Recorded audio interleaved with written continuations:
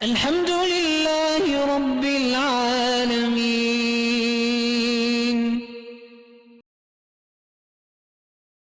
آج ہی میں پڑھ رہا تھا کہ ایک پیر صاحب تھے، اللہ معاف کرے، پتہ نہیں ان کو شرم بھی نہیں آتی اپنے آپ کو پیر کہلاتے ہوئے۔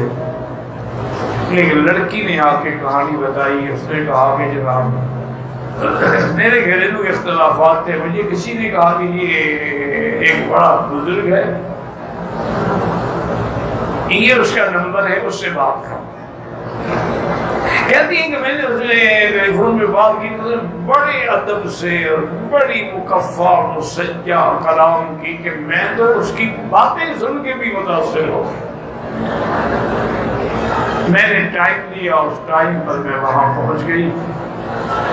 پیر صاحب نے باقاعدہ انتظار گاہیں بنائی ہوئی تھی، مرد الگ بیٹھے ہیں، عورتیں الگ بیٹھی ہیں، سب کو ٹوکن ملا ہوا ہے، اور اس کے بعد جو ہے وہ ٹوکن کے مطابق بلاتے ہیں۔ آخر خلاصہ یہ ہے، وہ کہتی ہے کہ میرا بھی نمبر آیا۔ تو سب سے پہلے تو مجھے انہوں نے ایک چھوٹے سے جام میں ایک بڑا سرخ رنگ کا مشروب پلایا، جو گندا یا کڑوا یا میٹھا نہیں تھا، ایسے عجیب سی چیز۔ میں نے پیا، اس کے بعد مجھے کوئی پتہ نہیں۔ بہرحال کہتے ہیں کہ میں جب ہوش میں آئی تو میں ٹھیک بیٹھی ہوئی تھی۔ انہوں نے کہا کہ میں نے آپ کو تعویذ لکھ دیا ہے، تمہارے خامن لڑتا ہے تو اس کو یہ پلائیں اور یہ گھر میں دفن کریں، اور 3 دن کے بعد آ کے مجھے رپورٹ۔